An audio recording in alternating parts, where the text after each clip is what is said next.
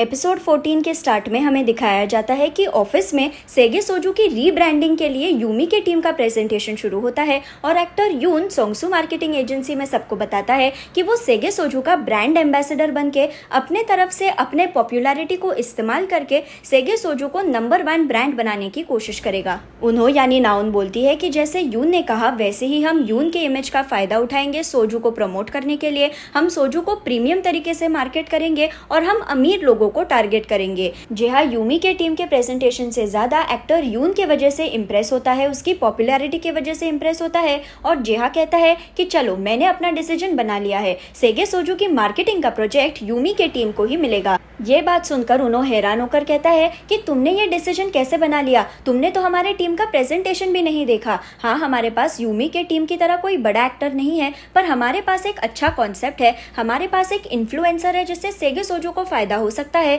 पर जेहा उन्हों की बात को काटते हुए कहता है कि देखो, मेरे ब्रांड को यून जैसे टॉप स्टार की जरूरत है, ना कि तुम्हारे स्कूल ग्रेजुएट इन्फ्लुएंसर जेनी की। और जेहा वहां से ये बात कह के जाने वाला होता है, पर अचानक से ऑफिस में रिपोर्टर्स की झुंड आ जाती है। ये रिपोर्टर्स एक्टर यून को घेर लेते हैं और उससे सवाल पे सवाल पूछे जाते हैं कि क्या तुम सच में ड्रग्स लेते हो? हमें तुम्हारी वीड स्मोक करते हुए फोटोज मिली है, क्या ये सब सच है? ड्रग्स के बारे में सुनकर ऑफिस में के लोग शॉक में चले जाते हैं और यून रिपोर्टर्स को नर्वस होकर कहता है कि नहीं, मुझे इस बारे में कुछ नहीं पता। उन्हों ली लेक्स और जेनी भी एक्टर यून के बारे में लिखे हुए आर्टिकल को पढ़ते हैं जिसमें लिखा होता है कि किसी ने पुलिस को यून के ड्रग्स के बारे में बताया और पुलिस ने यून के घर की जब छानबीन की तो उन्हें इतने ड्रग्स मिले कि 300 लोग भी इन ड्रग्स को इस्तेमाल कर सकते हैं। यून समझ जाता है कि ये सब उन्हों यानी नाउन का काम है, इसलिए वो उन्हों की कॉलर पकड़कर उस पर चिल्लाता है कि क्या तुमने ये सब कुछ किया। यहाँ पर फिर हमें दिखाया जाता है कि इस सब के पीछे नाउन का ही हाथ है। यून जब ड्रग्स यूज कर रहा था तो नाउन ने उसकी चुपके से फोटोज क्लिक की और नाउन ने ही पुलिस को ये फोटोज और प्रूफ सेंड किए। नाउन की मदद की वजह से, उसकी मार्केटिंग की वजह से यून आज एक टॉप स्टार बन गया है। पर यून इसी एहसान को भूलकर नाउन को बर्बाद करने निकला, जैसे हमने पहले के एपिसोड्स में देखा था। इसलिए नाउन ने ये कदम उठाया ताकि वो यून को उसकी औकात दिखा दे और वो यूमी को भी सबक सिखा दे। हम फिर से अभी के टाइम में आते हैं जहाँ नाउन एक्टर यून को कहती है कि तुम्हें तुम्हारी लिमिट्स पता होनी चाहिए थी। इस बार तुम्हें नाउन की मार्केटिंग भी तुम्हारे स्कैंडल से बचा नहीं पाएगी। रिपोर्टर्स अभी भी चिल्ला रहे होते हैं कि एक्टर यून सेगे सोजू का ब्रांड एम्बेसडर बनने वाला है, ऐसी अफवाहें फैली है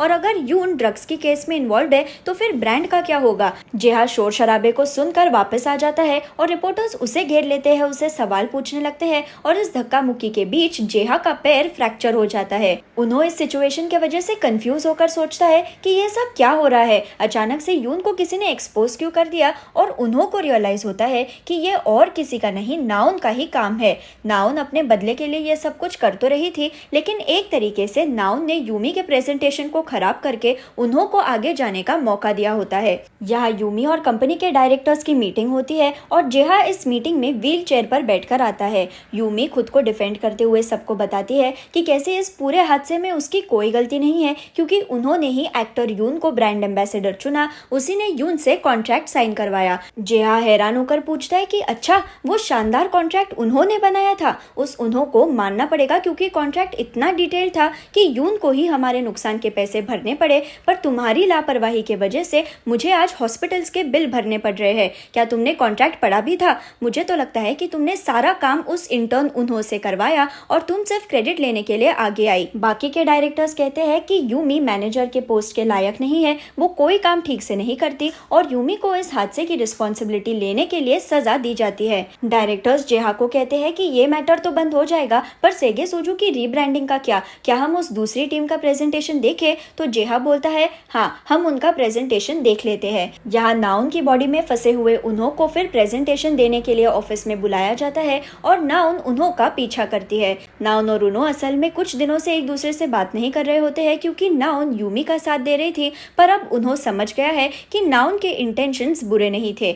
नाउन उन्हों को कहती है कि तुम अच्छे से प्रेजेंटेशन दो, मुझे तुम्हारा कॉन्सेप्ट पसंद आया। और उन्हों मजाक में कहता है कि तुमने हमारी मदद की, इसका मतलब ये नहीं कि मैंने तुम्हें माफ किया है, मैं तुमसे 10 दिनों तक बात नहीं करना चाहता। और उतने में यूमी मीटिंग से बाहर आ जाती है। यूमी नाउन और उन्हों को साथ में देखकर गुस्सा हो जाती है और वो समझ जाती है कि इस सब के पीछे उन्हों की बॉडी में फंसी हुई नाउन का ही काम है। यूमी नाउन पे चिल्लाती है कि तुमने ही ये सब कुछ किया ना, तो नाउन कहती है कि तुम नाउन को बर्बाद करके उससे सब कुछ छीनने वाली थी, तो वो सब कुछ मैं वापस लेने आया हूँ, और नाउन वहाँ से चली जाती है।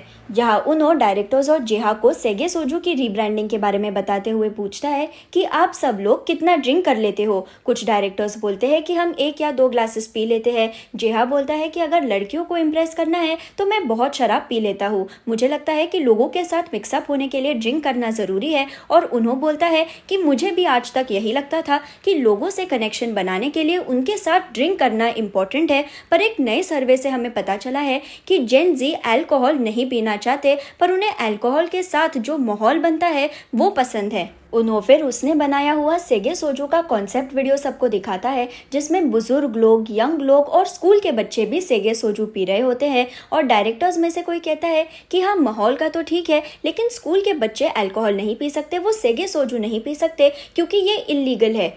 उन्हों बोलता है कि कुछ इलीगल नहीं बचेगा, सब लोग ये ड्रिंक्स पी पाएंगे बिना किसी एज लिमिट के, क्योंकि सेगे सोजू को हम मूड नाम की ब्रांड से इंट्रोड्यूस करेंगे जो नॉन अल्कोहलिक ड्रिंक्स बेचते हैं। इन ड्रिंक्स का कोई साइड इफेक्ट नहीं होगा, सब ड्रिंक्स पीने का माहौल एंजॉय कर पाएंगे। और अगर हम ट्रेंड्स को एनालाइज करें तो नॉन अल्कोहलिक ड्रिंक्स का मार्केट धीरे धीरे से बढ़ रहा है। लोग अल्कोहल को छोड़कर नॉन अल्कोहलिक ड्रिंक्स पी रहे हैं और 5 सालों के वक्त में सेगे सोजू यानी मूड मार्केट पे कब्जा कर लेगा। सारे डायरेक्टर्स नॉन अल्कोहलिक ड्रिंक्स के कॉन्सेप्ट से इम्प्रेस होते हैं और जेहा कहता है कि मैं पहले झूठ बोल रहा था कि मैं बहुत शराब पी लेता हूँ, असल में मैं बिल्कुल भी शराब नहीं पी सकता, मुझे ड्रिंक करना पसंद नहीं है, इसलिए मुझे ये आइडिया अच्छा लगा ताकि मेरे जैसे लोग भी एंजॉय कर सके। जेहा फिर नाउन की बॉडी में फंसे हुए उन्हों को कहता है कि ठीक है, तुम इस प्रोजेक्ट को संभाल लो, पर तुम इस प्रोजेक्ट को प्रमोट कैसे करने वाली हो ये मुझे बताओ। तो उन्हों बोलता है कि प्रमोशन के लिए हमारे पास एक इन्फ्लुएंसर है। हमें फिर दिखाया जाता है कि मूड को प्रमोट करने के लिए जेनी के पुराने स्कूल में पार्टी रखी जाती है, जहां स्कूल के बच्चों से लेकर मिडिल एज्ड लोग इस पार्टी में आए होते हैं और सब लोग मूड ड्रिंक करके एंजॉय कर रहे होते हैं। जेनी का फ्रेंड, जिसे हमने पिछले एपिसोड में देखा था, वो इस पार्टी में डीजे बना होता है और इस पूरे पार्टी के बारे में जेनी सोशल मीडिया पे पोस्ट डालती है। सब लोग डांस करते हैं, बिना किसी अल्कोहल के मजा करते हैं और इस पार्टी में ऑफिस के लोग और जंगवू भी आ जाते हैं। उन्हों को दिखता है कि नाउन भी पार्टी में आई है, पर वो बाहर से ही वापस जाने वाली होती है, इसलिए उन्हों जल्दी से 2 मूड की बॉटल्स उठाकर नाउन को रोकता है और ये सीन जंगवू दूर से देखता है। नाउन और उन्हों फिर पार्टी से दूर जाकर ड्रिंक करते हैं और यहाँ ली और लेक्स कंफ्यूज होकर बात करते हैं कि अल्कोहलिक ड्रिंक्स में से 2 बॉटल्स अचानक से गायब कैसे हो गई। और फिर हमें दिखाया जाता है कि असल में उन्होंने गलती से मूड की जगह पे अल्कोहल वाली सोजू नाउन के साथ ड्रिंक करने के लिए ले गया है।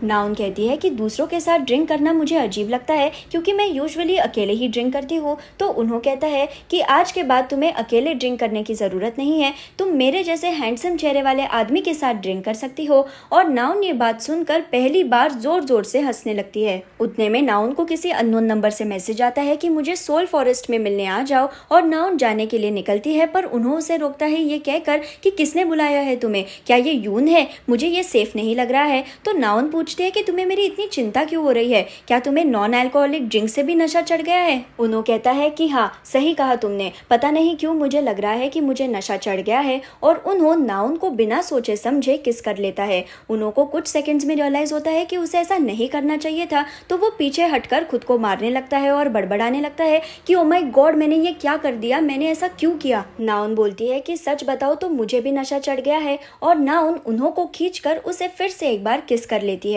यहाँ जंगवू उन्हों और नाउन को किस करते हुए देख लेता है और उसका दिल टूट जाता है, और यहाँ पर एपिसोड 14 खत्म हो जाता है।